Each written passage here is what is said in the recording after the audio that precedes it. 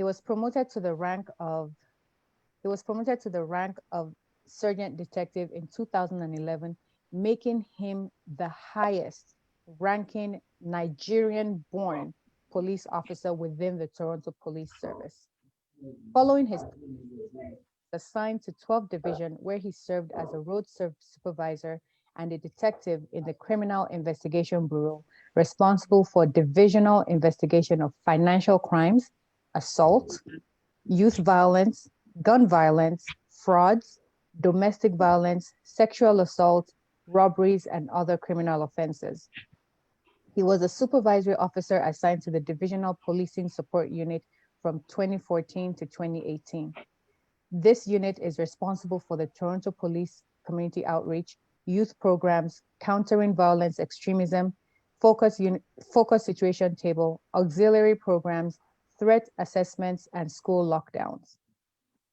When any school is being threatened by anything, we have a lockdown. It's standard in Toronto.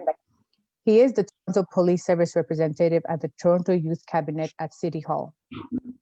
He is currently the supervisory officer assigned to B Platoon 32th Division, working out of the Priority Response Unit. Officers in this unit are responsible for 911 calls for service, responding to calls from citizens regarding robberies, sexual assault, emotionally disturbed persons, financial crime or fraud, and other related crime offenses. Bassey Osagie is a recipient of over 16 Unit Commander Awards, St. John's Ambulance Life Savings Award, Vigor Volunteer of the Year Award, Canada at 150 Citizen Award when Canada turned 150, Commendations and Community Award of Excellence by the Baptist Methodist Church. He is also a recipient of the 2015 Black History Month Award by the then Ontario Premier Dalton McGuinty. He is a seasoned expert in community policing with over 20 years of policing experience in different areas of the police force. He has designed and implemented community outreach programs that have helped to build and sustain the relationships between the Toronto Police Service and various communities. Welcome, Sergeant Bassey Osagie.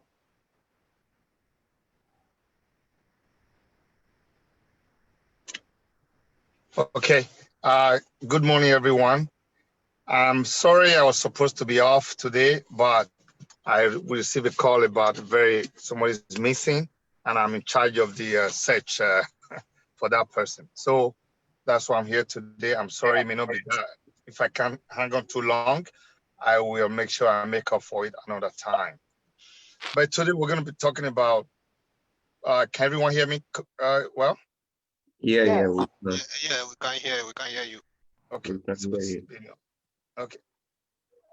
Okay. So today we're going to be talking about protests and demonstrations. Just because of the recent, you can go to the next slide, because what's going on in Nigeria, I wasn't going to use a slide, but because I'm stuck at work, I'm not able to make it home, and I did not want to cancel the Zoom conference, I decided to make a slide. That way you can follow the conversation. Well, first of all, citizens have the legal right. I'm just putting, you can read it, but I'm not going to read it word for word. Citizens have the right to demonstrate for a peaceful protest, peaceful demonstration. The word is citizen, what you are not allowed to do based on in Canada here how we practice, you cannot, because you are protesting or demonstrating, infringe and deprive other people from the enjoyment of their property, of the road. Say you are demonstrating here, you block the roadway. What you're doing, you are preventing other people from going by their businesses. That way you are depriving them the enjoyment of their own life. But what police is supposed to be there to protect the protesters. And what police should not usually get involved unless there's a breach of the peace or there's a violation of the law or police receive information that there's going to be a violation of the law. That is when the police is supposed to get involved. So these are a couple of things that for the police officers in the room, when you get a call when we get a call that there's going to be a protest, what happens is that the organizer of the protest will reach out to a guy like me, an officer like me, who is the head of the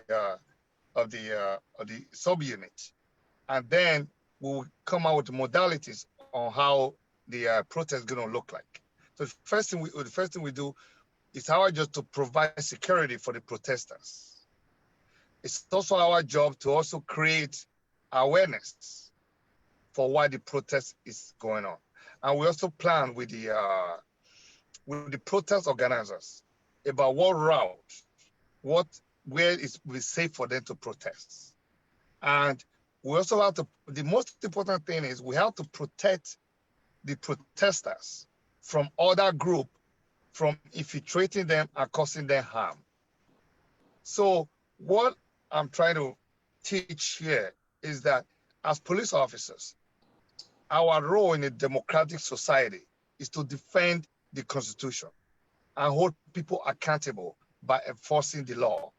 While we're enforcing the law, we must be prepared to protect individual rights and freedom.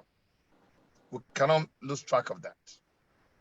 But before I go on to more demonstration and police involvement, but there's a slide. The next slide is about what Robert Peel in 1829 when he formed the Metropolitan Police. I think every police officer, if you have a phone or anything, you should screenshot this slide, or you can Google it. Robert Peel 9 Principles of Policing. Once you understand these principles, you have overcome 80% of your police job. Our primary mission for being a police officer is to prevent crime and disorder.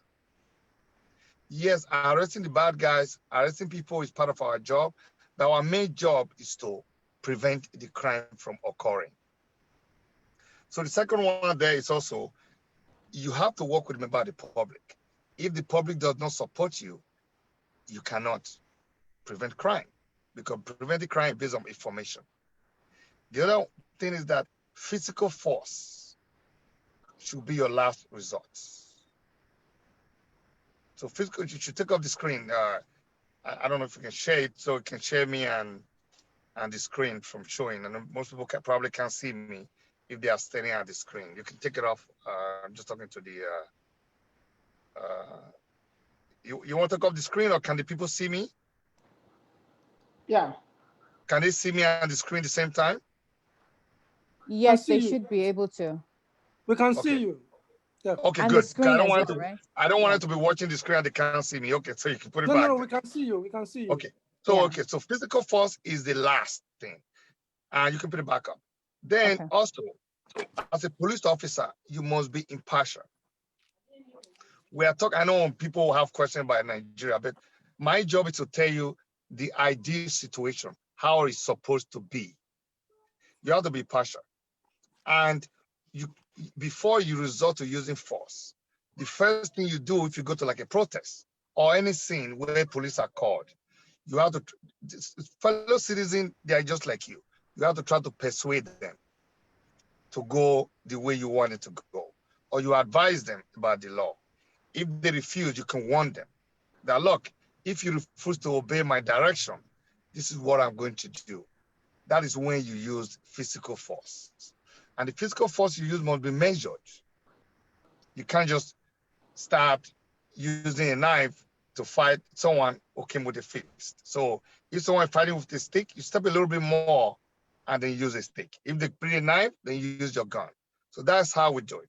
And another important thing from the Robert Peel 9 principles, number 7, is that the public are the police are the public, and the public are the police. The police are only being member of the public who are paid full time. So you have to remember, you are a member of the public. Once I take off this uniform, I remain Bassey Osagie. But while I'm working, I'm paid to do what every citizen is expected to do, to prevent crime. And so that have to be very important. The last thing I'm going to talk about in the 9 principles of law enforcement is that the public in our part of the world, like Canada, the public don't judge you by the way you exercise your muscle, that way you exercise your power. That's not how you are judged. You are judged by the absence of crime. If there's no crime going on in your community, that is how the public judge you. So for you to really understand your role in the protests as a police officer, you have to understand the principle so that you know your job, plain and simple, your job in a protest is to maintain the peace and prevent violence and protect the protesters or the demonstrators. If they go about to breach the peace or about to go violent, that's when you step it up and you have to prevent it. Plus, if you also find out that there's going to be violence or protest or disruption, then you also have to organize and make sure you put. That will be the call of the supervisor on the process. So we're not going to wait too much time. What I'm saying is that your job is to maintain the peace. That's it. You are the authority. They go the way you want them to go, based on your experience and your direction. And you only use force when everything else have failed. And even when you use force, it must be measured. Okay, so that's all about that. So I'm going to move quickly to community policing. Before I go on to community policing, I was supposed to do this at the beginning of the presentation. We just wanted to say big condolence to all my fellow police officers who lost their life during the protest, who were unjustly hurt or killed or assaulted because of the protest. The citizens have a responsibility to be responsible during protests. Burning down police station, killing police officer is not the solution. But there's a root cause to that. There's a reason why the citizen will just decide to go against the police. The issue have been ongoing. Nobody just get up and say, I'm going to hurt the police officer. But because of history, and we have to know that. So one of with the Nigerian police, our history is that of colonialism.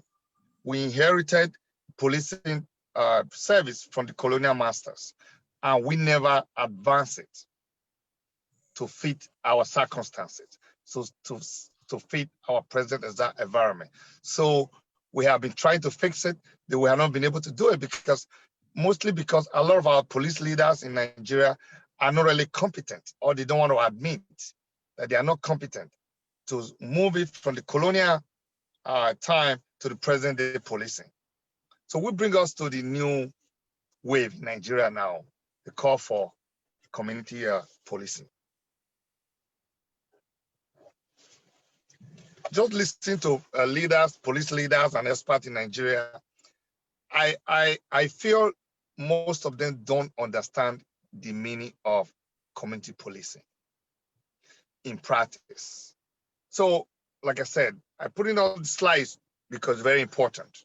And I'll read this. This is probably one of the few things I'm going to read. Community policing is a philosophy, not a program. Remember that. It's the strategy, it's a belief, it's the plan, it's everything. It's not because you created a unit of about 1,000 officers and said these people will be community police officers. That is not community policing. It's a philosophy. It's the way you do things. So it's a philosophy that promotes organizational strategies. We support systemic use of partnership and problem-solving techniques to proactively address the immediate condition that give rise to public safety, issues such as crime, social disorder, and fear of crime. So let's put this apart. So we promote organizational strategy, the use of partnership in the sense of the police. Remember, the police are the public and the public are the police. So you have to form partnership with everyone in the community. So the next slide will tell you that the people you are Yeah, the people you have to form partnership with. So as a police officer assigned, whether you are assigned the community policing or not, every police officer is a representative of their unit. It's a representative of the police service. So at every given time, you are representing your organization. That's why you have to do with pride, with integrity, and with utmost respect and impartial. And you have to stay neutral all the time. I don't know if I mentioned this in the protest. When you are in a protest, you are dealing with members of the public. Remember, you have to stay neutral. You are not on the side of the politician. You are not on the side of anyone. Your job is to judge it impartially. So you have to, as a police officer, in terms of community engagement and community partnership, you must work with government agencies. You must work with community members and groups within the community. You must work with non-profit service providers. You must work with local businesses. Before I end it, I'm going to give a particular, we're not like a case study. I'm going to give an example of how this actually works in practice. So you must work with school authorities. You must work with neighborhood watch. You must work with the landlord, the market women, and the transporters. I'll give one example. I remember when I was the head of a unit, Toronto Police Unit, that worked with the schools. The way we do in Toronto is that we have an officer assigned to every elementary school, secondary school, and university. And those people represent us. They go to the school, talk to the student, train them, coach them. So that way they get a feel of what the youth and the student want from the police. And that's how we provide our service. So not only they get to tell us what they want, we also get to know about the things we are not doing right, the things police is not doing right. So we get a feedback that helps us to change our ways and make us to work with the community in general. So that is how community work. So what I did when I was the head of this community unit with Toronto Police Service is I have the contact of all the organizations in the community. I have the phone number and the contact for the landlord in the area, for the market, we don't have market women, but for the supermarket, for the landlord, for the business owners, so that every month or once in a month, they can call me anytime to report a crime, to report something that's affecting them in the community or in their businesses. So what I do, once they call me, I will assign an officer to meet with them. They tell us the problem. We together, we come up with a solution. And once we make that solution decision, we will then tell the community, okay, this is what we are doing to solve this problem. And we'll get back to them in a few months, few weeks to see if the solution we have come up with together, if the solution is working. And if it's not working, we learn from it and we will then work together to achieve it. So that is basically what community policing is all about. But police also come up with problem solving. When you work with the community policing, you have to solve problems. So there's a model on how the problem are solved when you are dealing with the issue of the community. I will get to that later. So you can hear the buzzword. People talk about intelligence-led policing. Don't be confused by the big language. These are all parts of community policing. That's why I told you it's not a building, it's not just a unit, it's the philosophy. Intelligence-led policing consists of a number of components, including crime management, disorder, problem-oriented policing. Because you cannot prevent crime if you don't know the problem. Once you identify the problem, that is when you know how to solve it. And there are different ways you can solve the problem. But there have to be a standard for crime prevention. For how do you assist victims of crime? How do you maintain public order? Those are things that are involved intelligence-led policing. What that means is that you don't just, like in Benin now, there are a lot of shootings, there are a lot of problems going on in Benin. That's what I mean. So a lot of problems going on in Benin. So you have to understand the problem, and then you have to be able to analyze it and see how you are going to solve that problem. And if you don't go in detail on how to solve the problem, if you don't know the people in the community, if you don't know who are the court members, we call them gang in Canada. We have gangs too, just like they call it court in Canada. In Nigeria, we call it gang here. We have problem issue with gang too, but as police officers that are here, you have to understand the composition of your court members. Who are they? Are they students? Are they big men? Are they members of the community? If you don't know that, you're not going to be able to solve the issue of crime. It's impossible. So problem solving is also part of it. So what I'm trying to say is that when there's a problem like this shooting in Benin now, you don't just go and start picking up every youth you see on the road. You're supposed to only pick those ones that have been identified by the intelligence. That's why it's called intelligence-led policing. So okay, there's a gang member. He drives a Mercedes-Benz, he drives this is where he goes, this is where his girlfriends are. So we follow him to see what he's up to. And we follow his group. So we are not busy following thousands of people. You are just following those ones that you believe are causing trouble. That's what intelligence-led policing is all about. Remember, we're talking about problem-oriented policing, which is a very big component of community policing. You cannot complete community policing without problem solving. So this year, community policing emphasized proactive problem solving in a systemic and routine fashion. So rather than responding to crime only after it occurs, community policing encourage agencies to proactively develop solutions to the immediate underlying condition contributing to public safety problem. So for me as a community policing expert, I know that every crime is underpinned by a social issue. So what I mean is this: people don't just commit crime for no reason. The social issues are involved. And until you get to the root of that social issues, you cannot solve the problem and you cannot prevent crime. So one social issues we deal with, whether in Nigeria or in Canada, is poverty. When people are poor, it doesn't mean that they are poor, that's why they commit crime. Their social economic condition might make them commit crime. Health. The big thing now in Canada and in the United States, mental health. A lot of people are committing crime because they are not mentally all there. So people are saying, why not spend more money to treat mental health and prevent people from committing crime, so that way you prevent crime? And also education.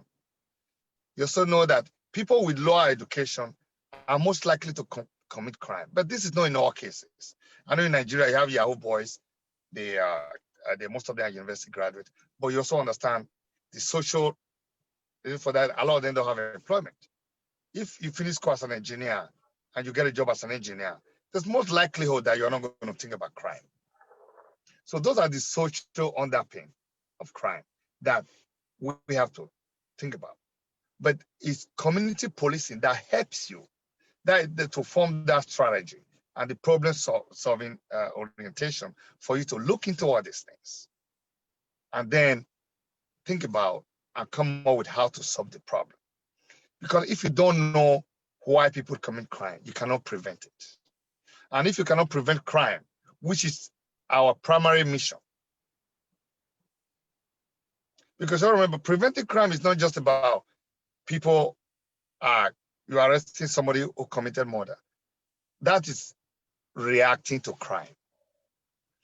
Community policing is more of proaction, to be proactive, than to be reactive. Reactive meaning you react when something happens. I remember one of my mentors, he's now a police chief, told me, Bassey, one of a very young officer, he said, anytime we're arresting people, that means we have failed in our primary responsibility. Our job is to prevent crime, not to react to it. Once you are reacting to it, you are trying to play catch up. That is not community policing. Community policing is about preventing it. And you cannot prevent it unless you understand the social aspect, the reason why people commit crime and try to solve that problem. So now, to a layman, I listened to our governor, Governor Bassey, a few days ago, while talking to the newly special constables. I won't go into that. And they said, okay, you're going to community, but were they trained on how to problem solve? So that's why it's written. When there's a particular problem, hopefully we have time, we take up a case and then look into it and then see why. Sorry, I'm just checking my phone. I'm walking. So and then look at the case and then I can take you through. What will happen is that in the future, we will take all this topic one by one and just focus on one. Today is just an overview. But I'm sure there will be a day will come where we just deal with problem solving, how to solve problem in the community. How we just take care of that. But today is just an overview. So problem, first thing you have to do, you have to analyze the problem. So for the police officer out here, this is simple. You already know this.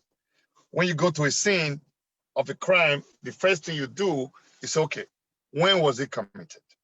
Where was it committed? How? By whom? To whom was it committed? Why is the problem recurring? What time of the day is this problem committed? What kind of people are committing the crime? Who are the victims of this crime?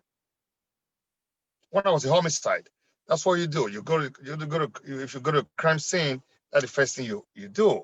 So if you don't understand the dynamic of crime, you're not going to be able to have to solve the problem. Because if a female get murdered today, another female get murdered tomorrow, if you don't put it together and know why, what time, what kind of female, what kind of people, what kind of male, who's getting killed, if you don't know all those things, you cannot solve the problem. So once you don't that analysis, then now you can then now come to say, okay, the shootings in, let's say Benin, say people are getting killed. Okay, someone was killed in Sakmamba Road, someone killed in Ring Road. You look at it, who was killed in Sakmamba Road? What kind of male was it? What kind of guy was it? Is he a court member? So another guy killing Ring Road. What kind of guy? Is he a court member? If you now see that out of 5 people that were killed, 4 of them were court members, then you now know you got a gang war, you got a court war going on. Now you have identified the problem.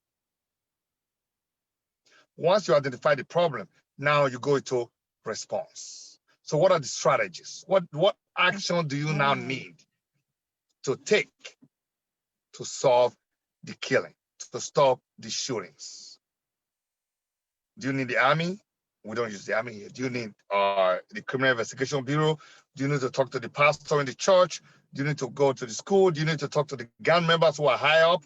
Then now, do you have people within the gang or the court that you can go to and say, okay, what is the war about?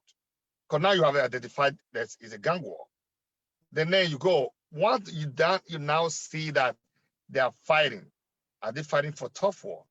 Did one of the leaders just pass away and they're fighting? Who's going to be the leader now? Who's going to take over and be the leader? So that is now, you're now from strategy.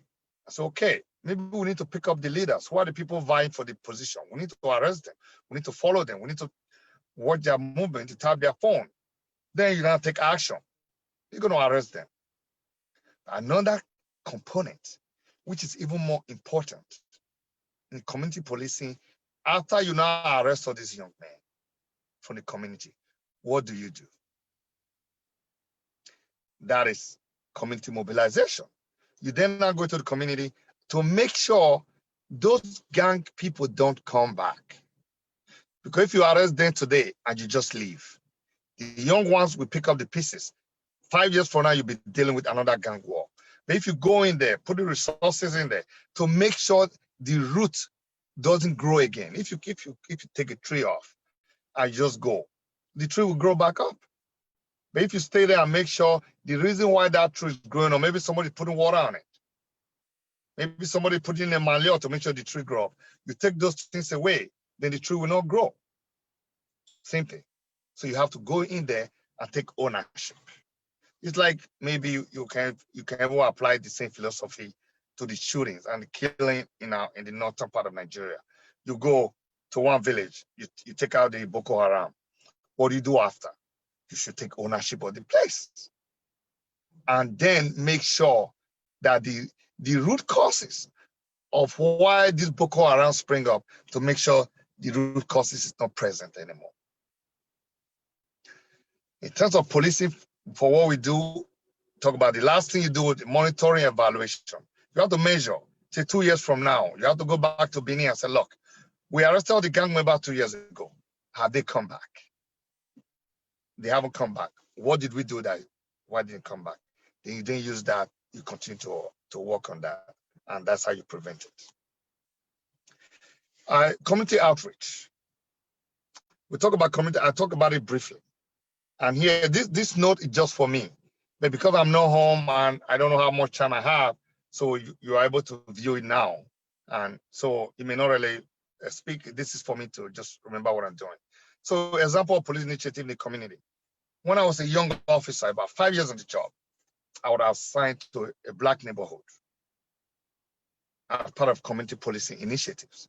What I did, which when we practiced community policing, is I approach the businesses in the area, like the bank, everywhere. And some businesses, they give you money. Not you, they give the police money. So that money, I'll use it to bring the youth in the area and talk to them, go to the schools, go to our community centers and say, look, let's play soccer every Thursday night. We play soccer every Thursday night. Then at the end of 3 months, we have a tournament. Maybe I get about $5,000. I'll use that $5,000 that we got from an organization that support police. There's organizations that support police and the community. Let's say,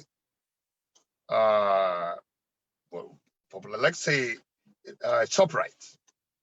ShopRite, like we got a Canada Tire here. ShopRite, we say, okay, we will fund any activities that involve police and the youth.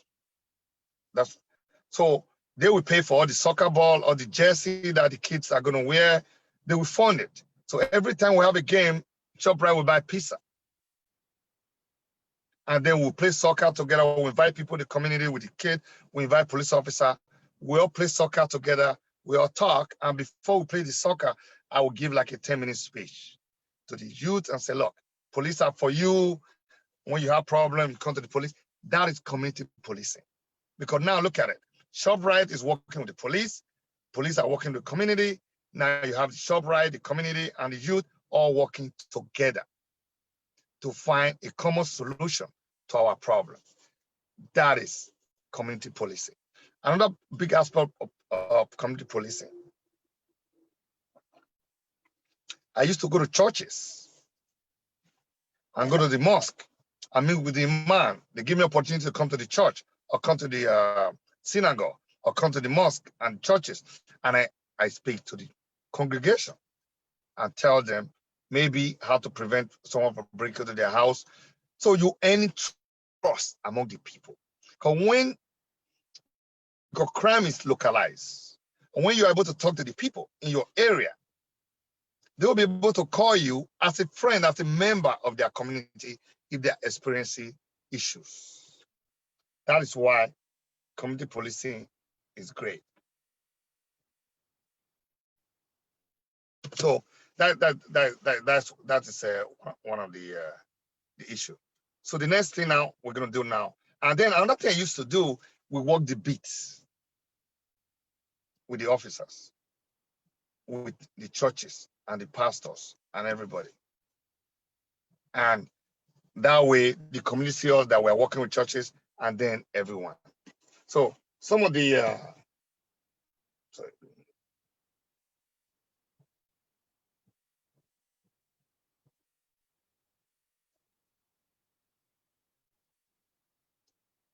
Yeah. So the community police strategy. So the strategy should not be about arresting people. I think I've gone over this. It's not about arresting people. That's not the strategy.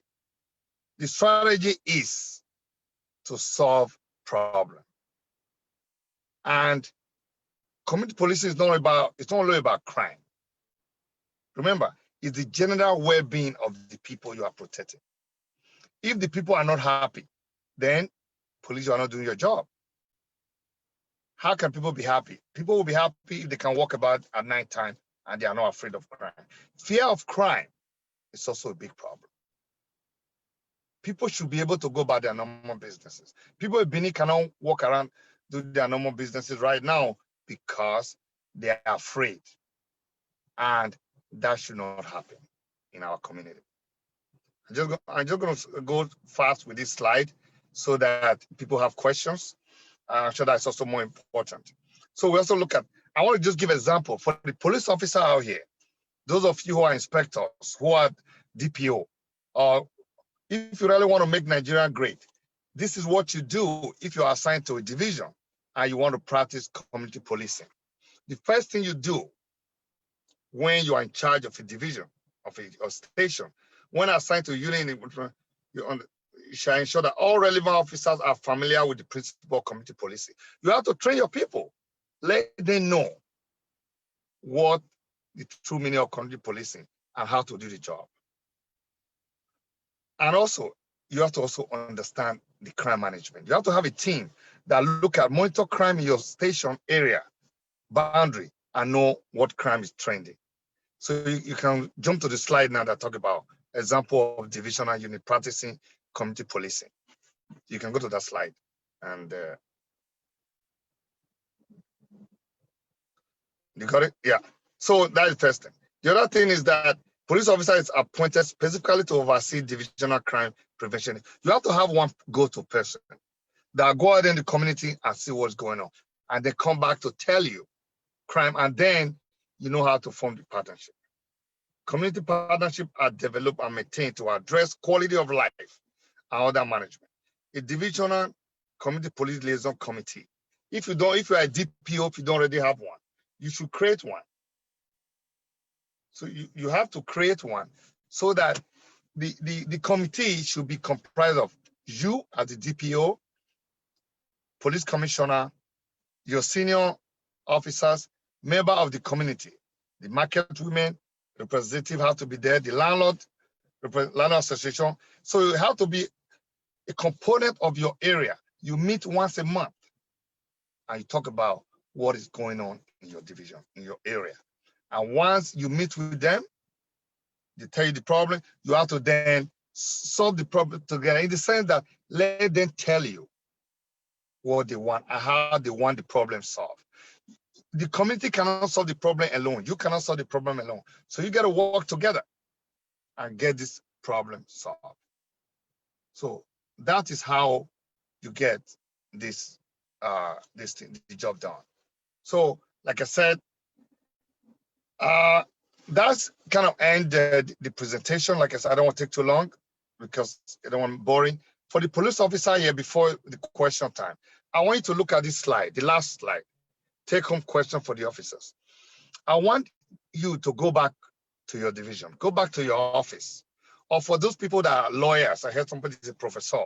If you want to teach your student course in Nigeria, I want you to look at this page and say, ask yourself, because people don't understand the enormous work that we need to do in Nigeria to upgrade our police officers.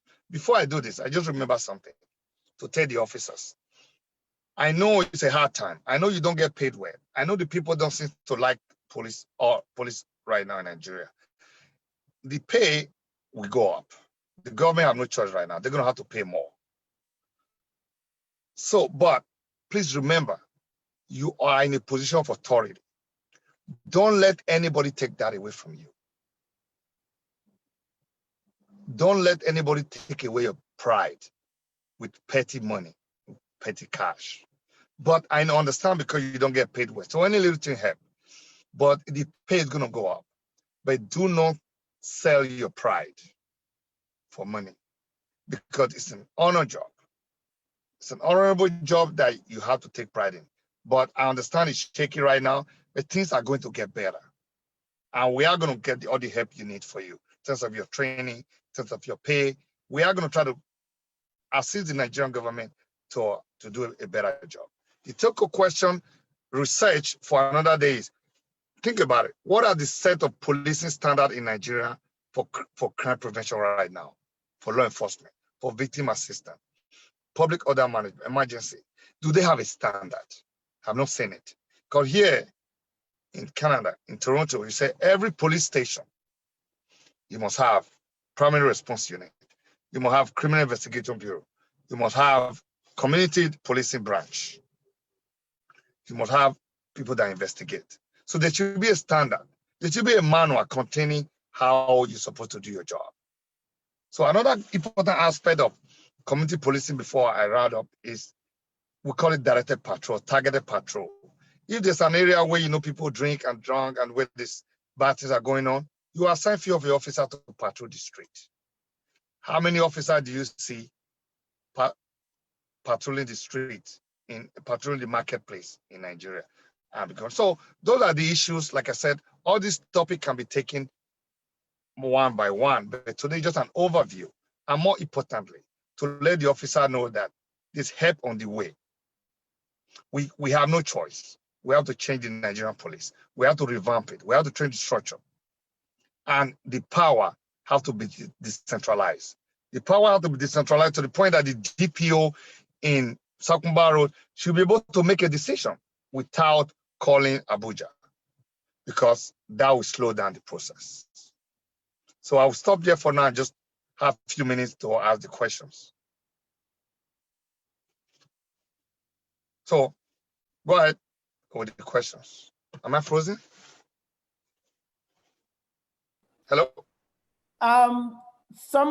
There's a guest here, Beer 2000. You have your hand up. Please ask your question. Good morning, Mr. Bassey. How are you? I'm good. I'm getting a text message from some people that couldn't log on. Can somebody check to see, maybe you can check why they can't log on? So mine is not like it's not a question. Is just I just picked some few things, though I didn't come in on time, but I just picked some few things from what you're saying, because that is not my field. I'm not a police officer, but at least seeing police officers around me, I remember doing a program about a month ago with Izigan. There's a group called EBS ITV program, and they asked me about, like, what do I see about the security and policing in Nigeria? And I spoke about community policing, like I know, as if I knew that this topic would come up. I just spoke about, community policing. I said, it's not only the police that has this issue of community policing, the individuals, the community, the leaders, the landlords, landladies. I said, because we work with information in all, aspects of, aside of policing, even in my field, we work with information. We ask questions, and, if the community people are giving the police information, the police will be working actively and effectively. I said, but if people are hiding information, don't tell police, oh, this house, there are some people here who don't go to work, at night they leave, it gives police the information, and they would have an idea of, okay, this particular house, maybe there are some elements here, or it's not only in beer parlors, some elements can be in houses.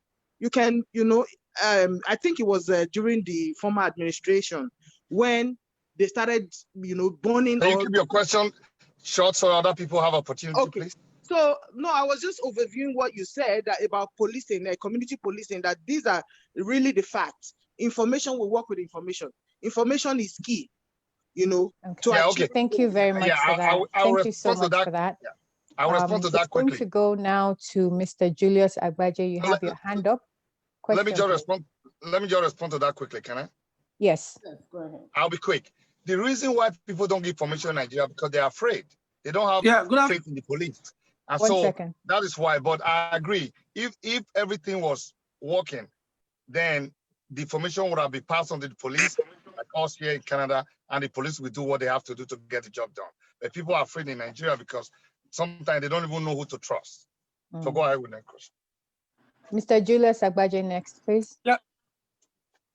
Yeah, good afternoon. Mr. Bassey, I'm so happy that this training came up. I'm a police officer myself. Actually, I work in the community policing section. I'm so happy for this training. Mine is not a question per se, because most of the things you've been taught, I am telling you from head to down in the Nigerian police, we are mostly aware of this. But the problem is beyond this. The problem, if you come to my office now, you'll be so surprised. You will see from morning to night. We have a lot of things to do. We want to engage people, we want to tell them, we want to meet people, but who mobilize? So I will advise, my own is an advice now, if this program can come again in how to talk to our government, to see what community police is all about. They are just adopting this from abroad without understanding the meaning, the concept of community policing. It's not about just creating an office and say this is community policing we have then, without understand what to go about it.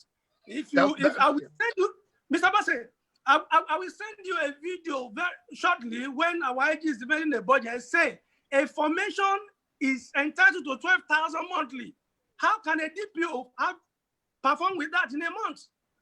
Okay. So we understand this concept. There are a lot of things we need to do in our office now. We can't even do it. Yeah. So now, Mr. Agbaje, thank you for your Yes, I was hoping I was hoping some of your big guys we join the Zoom, but it's recorded, so we can always send it to them.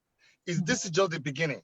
I did this training, this session, because I received so many calls and messages from police officers in Nigeria to do some training.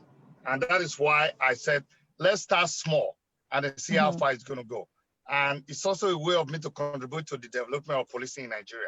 This is not the end of it. It's just the beginning. And that's why I told you, the issue is that people in Nigeria don't understand the issue of community policing. It is not a program. It's not a unit. It's a philosophy. It's a strategy. It's an action. It's problem solving. It's intelligent-led. Without having that component, then you are not practicing community policing. Thank you.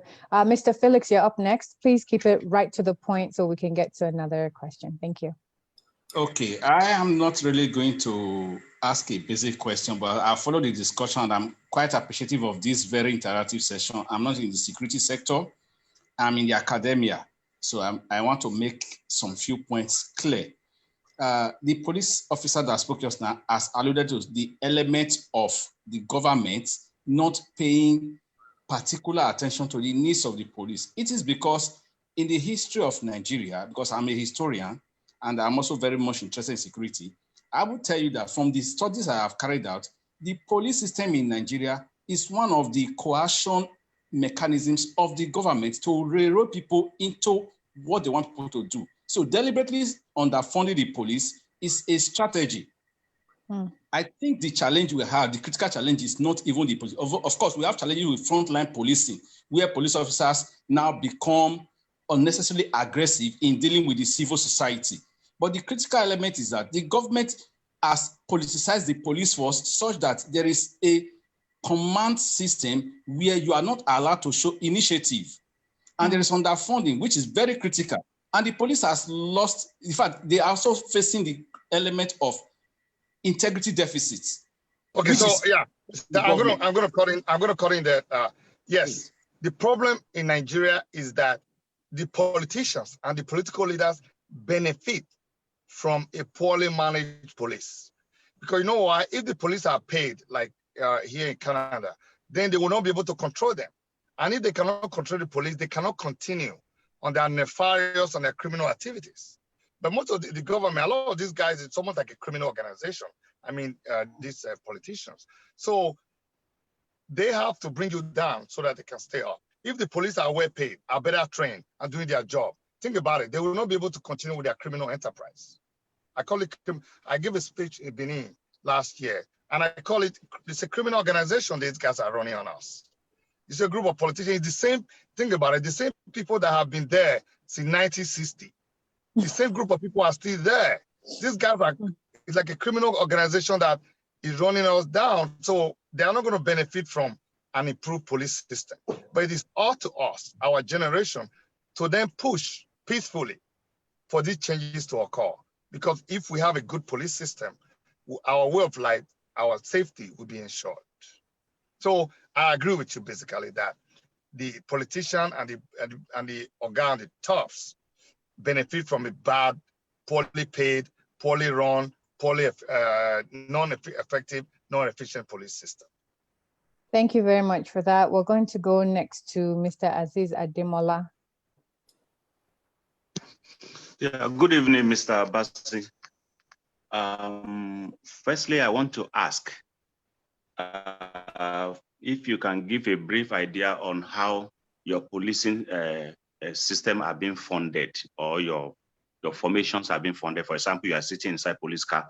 How do they fuel all those cars from one formation to the other? That's number one. Secondly, I want you to concentrate.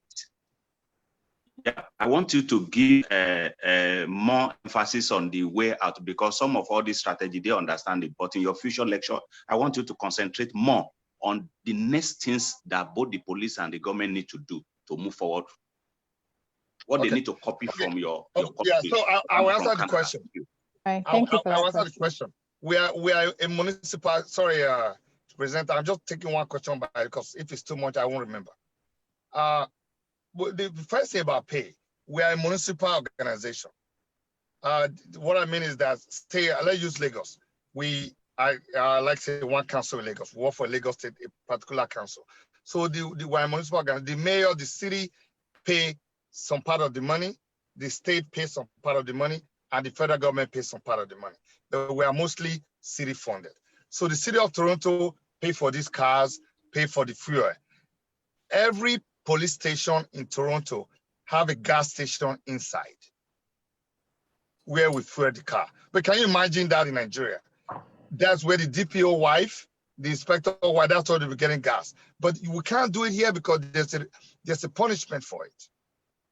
But the problem, another problem in Nigeria is that people are doing it because there's no punishment. There's no deterrent. We don't know how to punish people for committing offense. That is one of our biggest problems. So it's being funded, but the private people are not allowed to directly fund police. But the only thing we get from private people, like I told you about ShopRite, is ShopRite can say any a community program that the police want to run, we will pay for it. So they pay for the uniform. If you want to rent a stadium, they will pay for it. They pay for the food. They pay for anything that have to do with police and the community. But they will not pay for our salary and all that. It's highly budgeted for. But the people gladly pay for it because their general well-being is more. But in terms of they already have these things, you think they already have it because they lie to you, they already have it. Because they copy and paste it from here and tell you they already have it. If they already know these things, why are they not doing it? The question is because they are not competent to do it. People will say it's corruption. It's not just corruption. It's because why is it taking them so long to set up community policing? Because you don't need a unit. Every police station is supposed to have a community policing component in each station. So you don't need money. You don't need anything to practice community policing. You already have the officer there. You just train some of them and you give them nice cars. And plus, as a police organization, you should be able to have the IG should be able to approach General Motors or Ford and say, okay, make some SUV for me. I know it's 50,000. We will pay you 20,000 each because you're going to make about 1,000. They will give you a discount. That's how we get all these cars. I don't know how they eventually. I don't work in that unit, but I know that they can get a discount for the cars that we use. We take two more questions and then we round up. Okay, thank you. I'm going to go to Mr. Owodenide. He has his hand up. Good afternoon. I'm a police officer from the Nigerian Police Force. I think community policing is not gaining ground in Nigeria. But last year, the command, because the command I was serving Lagos Command, we had a community policing officer, which oversees the divisions under Lagos State Command. And each divisions were asked to nominate 2 personnel for community policing program, which they undergo for about 2 weeks or so. And after the training, they were, a signal came from the command, whereby they nominated one of the two personnel as a community policing officer. Subsequently, after that, there was a program that they said they should nominate from churches, religious organizations, school institutions, and other places, the markets, ARCW, the chairman or what likes, that there will be a body, to streamline those that will be those that work for the community policing officers from the various communities under them, which I think they did. And I think it was this month they went last month they nominated people from the community, voluntary people went for training last month, and I think it was day before yesterday also they passed out. But I'm gonna stop it right there. The issue of nominating people for the community is even wrong premise for it. You don't nominate people to become to be part of it. You look into the community and see the leaders. Let the leaders nominate someone among themselves who's going to represent them, and they don't need any training. Yeah, so maybe that's what they did. That was what they did. Okay. No. The people the leaders speak from different communities. The church, the mosques, the transport unions, and the likes. The market leaders, they picked from the community, and which they went for this program. And I think they passed out day before yesterday, and they have been deployed to various police stations under the local government to carry out their assignments. That was what happened. Yeah, but okay, I don't, like I said, it's complicated when you say they are deployed to the police station. They are not supposed to be deployed anywhere. The way, okay, I just give you an example. The way they work with us, let me just say mine, and you can compare. In my division, we have what we call community police liaison committee. That committee, the head or the landlord in the area will send a representative. All the market women will send a representative. All the transport worker will send a representative. And then they will meet once a month. At that meeting, they will bring out the issue, the problem they have in their community. Both the police and the people and the committee will discuss it. Once they discuss it, they will then discover a way forward on how to solve the problem. But the people sitting at that table, the police officers sitting there, must be officers that can make decisions. Not officers that you say, like you tell them something and they say, I will get back to you. So that is the issue. So that's why I believe that the philosophy needs to be. I'll take the last question. I have to go, guys. I'm really sorry. But Mr. I Christian don't know has how a we question. can get it together. We can try to form a group. And we can do this once a month. Definitely. Okay, Mr. Christian, real quick, please. Good day, everyone. I would love to add a suggestion. When it comes, your network. I'm gonna start driving, but I'll just do that question. Mr. Christian, can you repeat your question? Can you hear us? Okay. Listen, 1 month or Can so. Was it not? It was September. During September, they were deployed. Hello?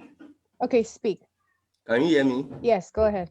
Okay, I said the community policing officers were deployed for training during September, and they were passed out in November. That was less than 3 months training. So in terms of training, they are not even giving proper training, and that's where the major problem in the community policing is, because a police officer without proper training won't ever be able to meet up with the requirement of his position. Thank you. Yes, thank you. Yes, that is the problem.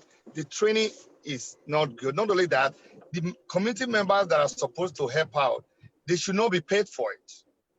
Because if you start paying people, you're gonna get the wrong people doing the job. So it should be voluntary to people that can make impact. And like I said, it's a philosophy, it's a strategy.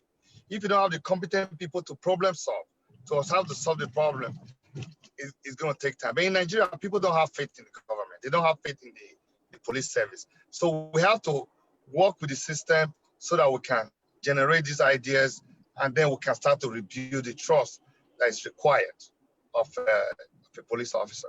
So thank you all for taking your time to log on. I hope I'm trying to find a way we can, for the police officers here, if you guys can form a WhatsApp group or something, you can add me to it, then we can do this more often. Okay, thank you And very also, much. if we require like physical training, if your bosses want to send people here for training, or we come down there to help you train, you have to be able to convince your boss to let this happen. So thanks for coming, for listening, and we'll do it soon. Okay, thank you very much, Detective Osagie, Detective Bassey Osagie, for that. We appreciate your time. I know you're very busy. You're already at work. So we're going to let you go now. And if anybody has any other questions, please send it to the chat or the email that you registered through, and we will do our best to get back to you Send it as through soon your as send it possible. through your email that you registered, then I will respond. I promise. Okay. I'm going to go now to our host for today, Mrs. Isoken. Yeah. Popo, bye. Thank you so much, everyone. Bye, Bye, Detective. Okay, bye. Thank You you. can call me up. Bye, police. No, have to call it up. All right, well, I'll take you out of the... Bye. Thank you.